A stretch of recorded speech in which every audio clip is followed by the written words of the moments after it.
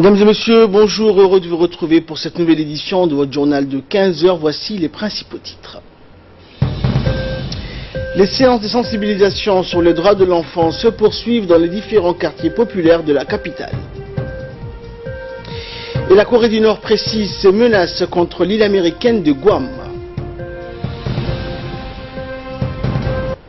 Merci à vous de nous rejoindre. Dans le cadre du programme communautaire de promotion et protection des droits humains, programmé qui a pour mission la protection des enfants avec un accent sur l'abandon de toute forme d'excision, l'UNFD, en collaboration avec des comités de gestion communautaire ainsi que l'UNICEF, ont organisé une visite de terrain avec les délégations du bureau régional UNICEF FNUIAP au siège du comité de gestion communautaire de Hayablé. C'était hier après-midi. Cette cérémonie qui s'est déroulée à Balbaladank, où les délégations du bureau régional UNICEF FNUIAP ont eu l'occasion de prêter attention pour savoir les programmes d'action du comité de gestion communautaire de Hayablé, dont les membres responsables de ce comité en fait part chacun de leurs différents rôles. En effet, cette cérémonie est initiée pour faire valoir aux jeunes ce que de leurs droits, notamment le droit de l'enfant, qui est une branche des droits de l'homme visant la protection spécifique de l'enfant, et ces droits sont l'objet de plusieurs traités nationaux et internationaux, dont le plus important est la Convention relative aux droits de l'enfant adoptée à l'Assemblée générale des Nations unies. Ils ont abordé également les dangers néfastes des pratiques concernant l'excision, et en conclusion, la coordinatrice du comité a retracé toutes les activités relatives à la protection des droits de l'enfant organisées par le comité et a indiqué qu'il est primordial de respecter les droits des enfants. Et le programme donc de promotion de protection des droits humains se poursuit toujours dans les différents quartiers de la capitale, et le comité de gestion communautaire de Balbala 11 a organisé donc hier après-midi une cérémonie similaire concernant les droits de l'enfant. Cette cérémonie donc s'est tenue à Balbala 11 et est organisée en étroite collaboration avec l'Union nationale des femmes djiboutiennes et l'UNICEF, et a été initiée pour faire valoir aux jeunes leurs droits, qui est une branche de droits de l'homme. Et également parmi ces droits figure la procuration de la carte d'identité nationale ou le refus de l'excision pour les jeunes filles, ou encore la lutte contre la drogue. La cérémonie a été présidée par la coordinatrice du comité de gestion communautaire, qui a indiqué que ce genre de sensibilisation sont organisées régulièrement pour améliorer les droits de l'enfant, et a indiqué qu'il est primordial de respecter ces droits. Également dans l'actualité, dans le cadre de la lutte contre l'immigration clandestine, dans la nuit du 7 août dernier, les gendarmes de la brigade de Tadjoura et ceux du groupement mobile stationné au PK9 ont conjointement mené une opération de ratissage dans les secteurs de Kalaf, Mbabo et ses environs. Au cours de cette opération, les gendarmes ont interpellé 120 clandestins d'origine éthiopienne désirant tous se rendre dans les pays du Golfe, ainsi que le passeur d'origine éthiopienne.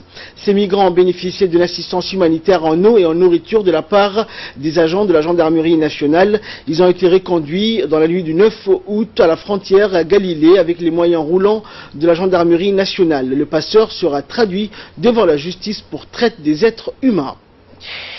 Et fait divers toujours, dans la nuit du 6 au 7 août dernier, un vol par effraction a été perpétré dans l'enceinte de l'école primaire de Balbaladis. En effet, le 8 août, le directeur de l'école primaire de Balbaladis s'est rendu à la brigade du PK12 Nord et a déposé une plainte pour vol de 13 tablettes de marque XO et dégradation des fenêtres de l'établissement scolaire. En effet, pour commettre leur forfait, les voleurs ont cassé la fenêtre du bureau du directeur, puis ont accédé au stock qui se trouvait derrière le bureau, où ils ont pu subtiliser 13 tablettes. Le même jour, les gendarmes de la brigade de PK12 Nord ont entamé des recherches et ont pu identifier et interpeller les auteurs du vol. Il s'agit de deux frères notoirement connus dans le milieu des vols par effraction. Au cours d'une perquisition effectuée à leur domicile, les gendarmes ont découvert également et saisi les 13 tablettes de marque XO volées à l'établissement scolaire. Santé à présent, dans le cadre de l'extension de la couverture médicale, l'équipe mobile du centre médico-hospitalier, le CMH d'Obok, s'est rendue mardi dans la localité de Bossali pour y dispenser des soins curatifs et préventifs à la population. Conduite donc par le docteur Hassan Ibrahim Mohamed, l'équipe mobile composée d'infirmiers, de sages-femmes et de laborantins a pu prodiguer des consultations à un grand nombre de la population de Bossali et de ses environs. Au total, on recense plus de 120 consultations adultes, 58 enfants en consultation pédiatrique, 15 enfants vaccinés et 5 femmes enceintes en consultation prénatale. Les déplacements de l'équipe mobile s'effectuent selon un planning quotidien préétabli où chacune des localités sont visitées au moins une fois par mois. De ce fait, ces activités de l'équipe mobile couvrent même les localités les plus isolées jusqu'à la limite frontalière, et ce malgré les difficultés d'accès compte tenu des routes escarpées et l'éloignement des localités. Et pour sa prochaine sortie, c'est vers les localités de Lahassa et de Sangir que se dirigera l'équipe mobile après Bossali. On a pu faire quelques dizaines jusqu'à vingtaine de vaccinations avec consultation prénatale, avec des préventions pour les adultes qui ne peuvent pas se déplacer jusqu'au poste de santé, dont ils ont des maladies chroniques, hypertension ou diabétiques. On a pu traiter beaucoup de gens qui ont des incapacités. Cette équipe mobile favorise le développement social pour les gens qui ne peuvent pas se déplacer dans les régions. Avis de recherche à présent, la famille Hassan Fourré recherche activement sa fille appelée Fardoussa Hassan Fourré, âgée de 24 ans. Elle a quitté le domicile familial il y a 48 heures et elle portait un abaya noir la dernière fois qu'elle a été aperçue. Toute personne qui la reconnaîtrait est priée de contacter les numéros 77 82 80 79 ou le 77 30 16 18 ou bien contacter la brigade la plus proche. Et page nécrologie pour clore l'actualité nationale. Nous avons appris avec beaucoup de tristesse et d'émotion le décès survenu de Madame Ali Mohamed, survenu donc lundi à New Hampshire, dans la ville de Maine, où elle était médicalement suivie suite à un cancer. La défunte était cadre de la Banque of Africa Mer Rouge à Djibouti. La défunte est née en 1958 et laisse derrière elle 5 enfants. Son entourage lui reconnaît son honnêteté, sa gentillesse et sa bravoure à élever seul ses 5 enfants après la disparition de feu son mari à la fleur de l'âge. Et nous prions tous le Tout-Puissant de l'accueillir dans son paradis éternel. Inna lillahi wa inna ilayhi raji'un. Et de là, nous passons à l'actualité internationale. La Corée du Nord précise ses menaces contre l'île américaine de Guam. L'escalade verbale entre les États-Unis et la Corée du Nord a franchi une nouvelle étape. Pyongyang a présenté un plan détaillé de son projet de tir de missiles vers l'île de Guam, rattachée aux États-Unis. Pyongyang s'est moqué donc ce jeudi de Donald Trump, accusant le président américain d'avoir perdu la raison, et a surenchéri dans la confrontation avec Washington en précisant le calendrier de son projet de tir de missiles vers l'île de Guam, rattaché aux États-Unis. Ce plan d'une rare précision et qui vise un avant-poste stratégique des forces américaines sur la route de l'Asie constituera un avertissement crucial aux États-Unis, a prévenu la Corée du Nord. Car selon Pyongyang, seule la force absolue aura un effet sur le chef de l'État américain. Le temps entre les États-Unis et la Corée du Nord, déjà acrimonieux, est brutalement monté donc mardi, Donald Trump promettant le feu et la fureur en cas de nouvelles menaces et vantant mercredi la puissance de l'arsenal américaine.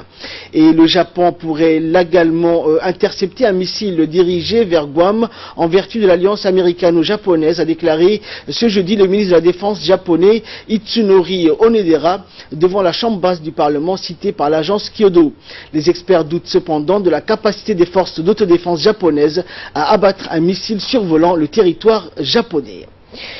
Et enfin, au Mexique, la tempête Franklin requalifiée en ouragan. La tempête tropicale Franklin a été requalifiée hier en ouragan de catégorie 1 au-dessus du golfe du Mexique, conduisant les autorités mexicaines à prendre des mesures préventives avant qu'elle ne frappe les zones côtières d'ici quelques heures. La tempête Franklin est arrivée donc mardi dans les eaux du golfe du Mexique après avoir traversé la péninsule du Yucatan. Elle était accompagnée de fortes pluies qui ont touché les stations balnéaires de la mer du Caraïbe sans faire ni dégâts ni victimes.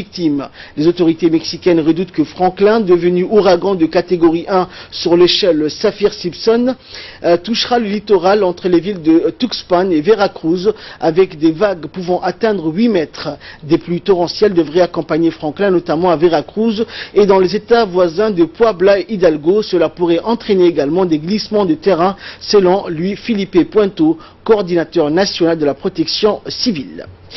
Et c'est tout pour cette édition. Merci à vous de nous avoir suivis. Restez avec nous. Dans quelques instants, il sera l'heure de retrouver le focus avec Fardous Hussein.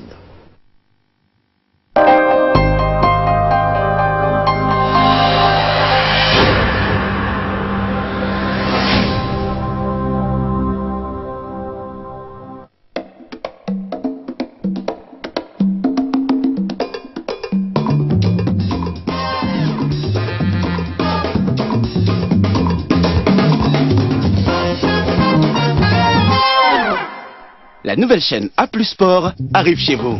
Retrouvez l'UEFA Europa League, les championnats belges et écossais et le basket européen. Sans oublier les grandes compétitions africaines de football, de basket, les tours cyclistes et les marathons du continent. Vivez la passion du sport sur A+ Sport. Le décodeur est à 3500 francs seulement. Alors abonnez-vous vite pour en profiter. Coca-Cola.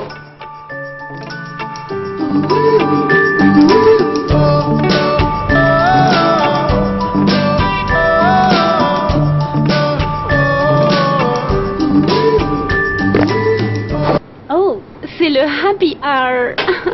Alors, vous avez gagné un Coca-Cola gratuit. Mais...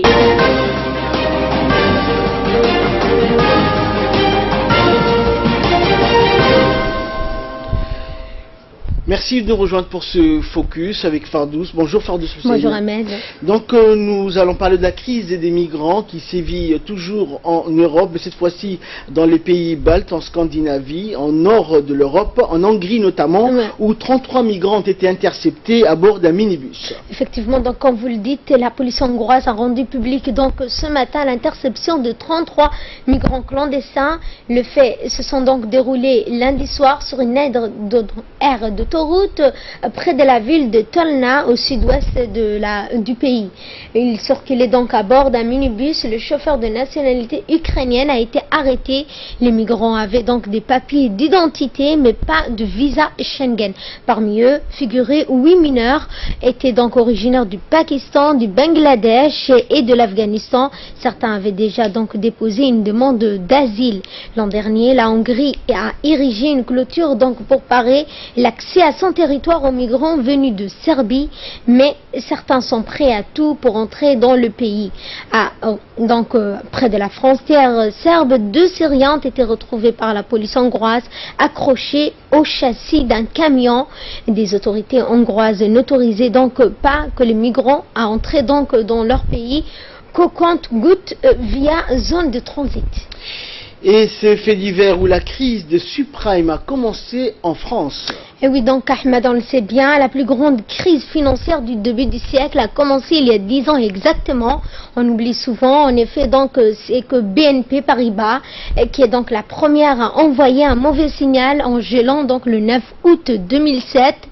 3 de ces fonds donc monétaires dont les actifs ne pouvaient plus être valorisés en cause la crise immobilière qui frappait alors les États-Unis à cause des subprimes, ces fameux donc prêts immobiliers à haut risque. La banque britannique donc Northern Rock est l'une des premières victimes de la crise. Elle doit être rachetée par le gouvernement pour éviter une faillite et un effet domino. Les actifs toxiques rattrapent donc tous ceux qui ont touché. Et en septembre 2008, la banque bretonne est fait faillite, provoquant cette fois un vrai séisme sur la scène financière mondiale. Lors de son élection, donc Barack Obama, alors candidat démocrate à l'élection présidentielle américaine, évoquera donc la crise financière la plus grave depuis la Grande Dépression de 1929. Merci Fardous pour toutes ces explications. Merci à vous de nous avoir suivis. Excellent après-midi sur Télé Djibouti.